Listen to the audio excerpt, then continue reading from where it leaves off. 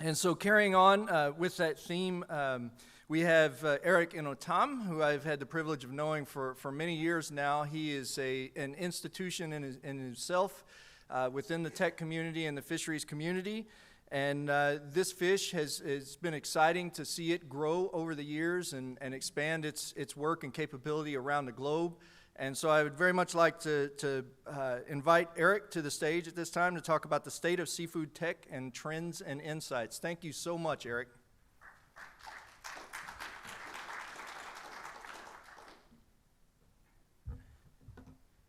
Great. Well, thanks for everyone to be here.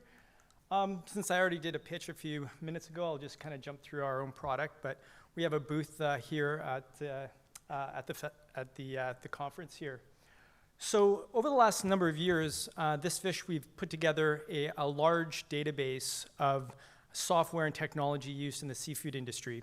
And we've basically analyzed about 365 software and tech apps that are used throughout the supply chain, from fishing, aquaculture, supply chain, quality control, distribution, et cetera.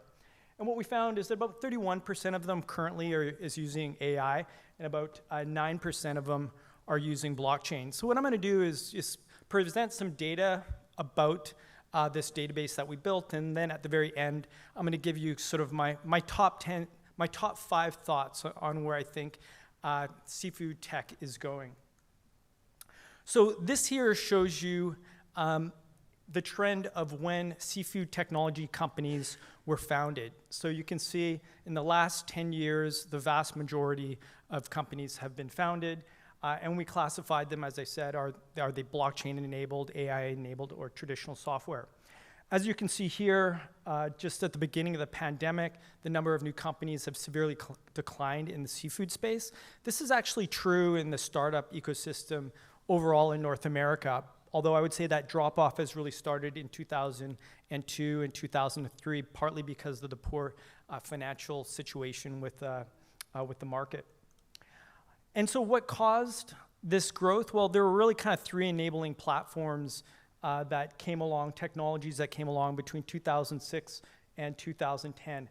One was cloud computing, with AWS, Azure, and Google Cloud being launched, that basically made computing ubiquitous everywhere in the world. Then, of course, we had the iPhone, and Android came along, and that basically put cloud computing in the palm of our hands. And then, of course, we had Bitcoin that launched, that kind of created the distributed ledger blockchain craze. So this is the other trend that I looked at. This is what I think is kind of a meta trend, kind of underlying why we're seeing growing amounts of technology in the seafood space. So I call this the Fish and Chips Index, and basically I look at the FAO price index for fish and then a price index for semiconductors. So since 1990, the price of fish has gone up 40%, and the price of technology has declined by about half, while also becoming exponentially better. You can see here, there's actually, for the first time in over 40 years, there's a small uptick in the cost of semiconductors during the pandemic, but I think the overall trend is pretty clear. So the seafood, the use of technology in the industry is actually not very consistent, or it's kind of uneven. So this chart looks at the different sectors that we broke it into: fisheries, aquaculture, distribution, traceability, marketplace, and e-commerce. And as you can see, there's an enormous amount of AI in aquaculture, and there's a lot of blockchain in the traceability space. And what you can also see here is the age of companies. So most of the aquaculture companies on average are about 8 years old, whereas fisheries tech companies are 15. And then the space that we are in, it's the geriatric processor distributor space. The average company is about 26 years old, and they're mostly using, legacy ERP and accounting software. So here's some data on the development of aquaculture companies. So you can see here, 62% of the companies in aquaculture have been launched in the last 10 years, and the orange is AI. So you can see the vast majority of companies are in the aquaculture space are now AI companies. Here's the chart for fisheries.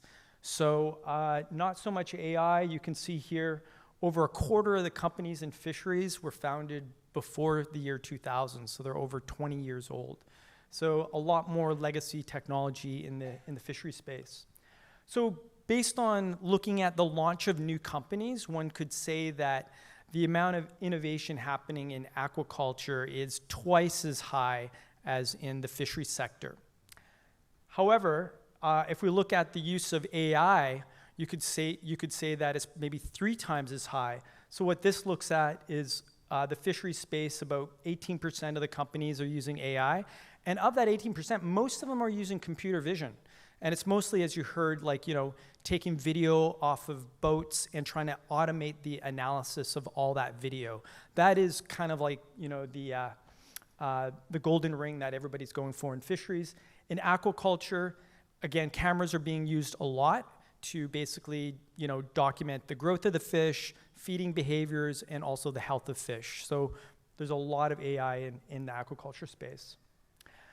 So the other way to look at innovation or measure innovation is how much are the angel investors and VCs putting into the sectors to innovate.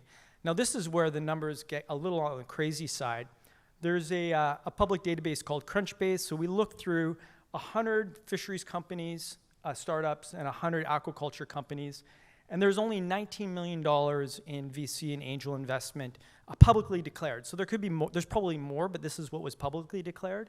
And then in aquaculture, there was 600 million. So a 30-fold. I mean, even if these data was slightly inaccurate, so it's not 30-fold, it's 10-fold or 20-fold or 15-fold. But there's an enormous amount of private equity going into the aquaculture sector and the tech space. Interestingly, if you look at the money going into, like all that money, over $900 million going into the seafood tech space, it's unevenly distributed. The top 10 invested companies actually account for 86% of all the investment according to Crunchbase. And the other thing that I think is interesting is that 7 out of the 10 companies are actually engaged in kind of marketplace stuff. So there are some aquaculture tech companies like eFishery and others that are now kind of getting also into financing, brokering, and trading. I looked at the marketplace data, and in the past 5 years, about 50% of the online e-commerce platforms and marketplaces for seafood have been launched. So it's rather a new sector. And interestingly, 86% of the companies are actually seafood specific. So there are other platforms out there that are selling generally commodities or food, but this tells you that there's a lot that's very unique to the seafood industry, and they need their own commercial marketplaces and platforms. Of course, the pandemic really drove the online marketplaces. The amount of grocery shopping online in the United States grew by 100% during the pandemic. But as this chart shows, we're going to see a lot lower growth, over the next few years. I also looked at some seafood traceability companies, and traceability is a big concern of the industry. So again, here you can see that about half the companies were founded in the last 10 years, and about half the companies are now powered in the traceability space, are powered by blockchain. They're basically blockchain providers. And about 40% of these providers are specific to seafood. Another 30% are food in general, like, for instance, IBM Food Trust. And then another 30% is general commodities. I think it's Cultiva falls into that category. So now I'd like to talk a little bit about some of the trends that I think we'll see over the next few years. And one, mergers and acquisitions. Not a very good funding environment, so well-capitalized tech companies are likely maybe to buy up some of the less well-capitalized companies. I think you'll also see some legacy technology companies maybe going out and purchasing smaller companies to speed up their innovation. And I've talked to a number of private equity investors and VC funds that have come to realize that there might be some synergies in kind of buying up and bundling tech companies together. So I think over the next few years, we'll start to see a lot more merger and acquisitions in the seafood space, and we already see a little bit right now. Second, as I mentioned around marketplaces, the most well-capitalized tech companies in the industry are basically platform business models, which are now blending technology and basically finance. So these platforms are often helping to broker, finance, and trade seafood.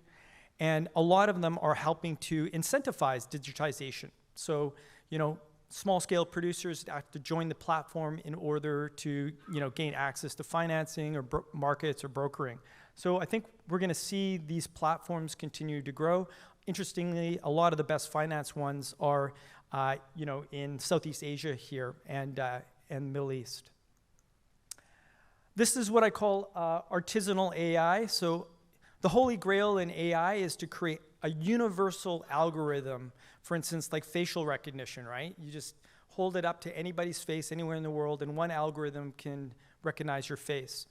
But I think that there are a lot of now open source tools in the AI space that are coming along that will make it a lot more affordable to create what I call boutique algorithms for highly specialized challenges, for instance, in the seafood industry.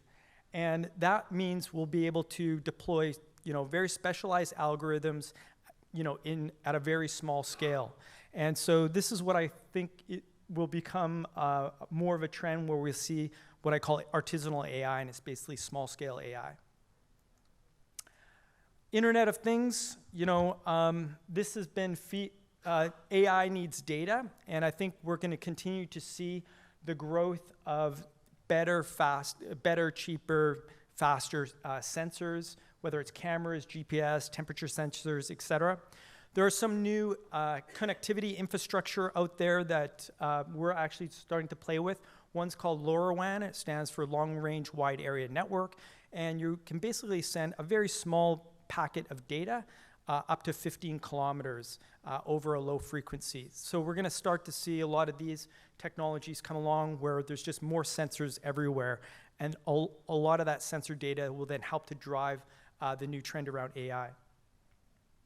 And the other thing I should say about this is when machines are collecting data, it means humans aren't tampering with them. So we're going to start to see, I think, a lot of machine automation and validation around data. So we're going to hopefully get more data and better quality data as a result of the IoT trends. And then finally, of course, affordable satellite internet. I mean, that's already here. And we're already starting to see implications of it with Starlink, bringing internet everywhere all the time. We're already seeing more a drive for at-sea applications. And I think we're going to start to see a lot more rural digitization. We work mostly in the supply chain production area. A lot of these factories and the supply chain are in very remote areas where delivery trucks have no access to cell towers.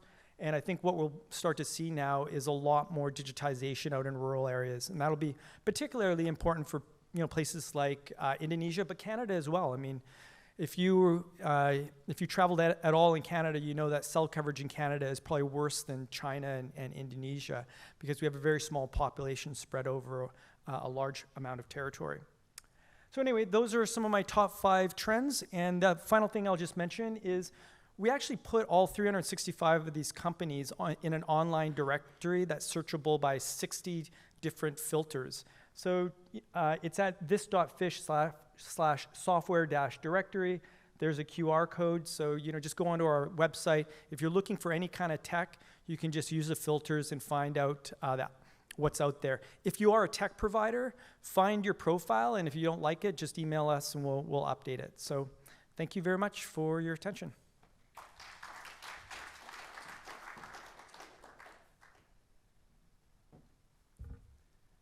Thank you very much, Eric. And I think that was a really good, one of the things I love about the presentations that Eric gives is he takes a really, 30,000-foot level of the scope of what's out there and what's happening. And it's really helpful perspective of understanding the trends that are occurring in the technology space and the trends that are or are not occurring in the fishery space and how we can bring those things together and potentially create solutions that ultimately benefit the sustainability of our fish stocks. one of the aspects that I think Eric touches on very eloquently, and it's a quote I remember from our last conference, and it was data everywhere, but not a drop to sync. And that's one of the challenges, is we have these tools, and there's all of this data out there, but sometimes the data sits in silos that aren't incorporated, and you know, the data does us no good if we're not sharing it and we're not using it. If it's just sitting somewhere, it's just sitting somewhere. It's not benefiting anyone, and that's as much of a policy issue, or more so, I would suggest, than a technology issue. And that's something that has to be addressed outside the context of the technology space where we are talking here.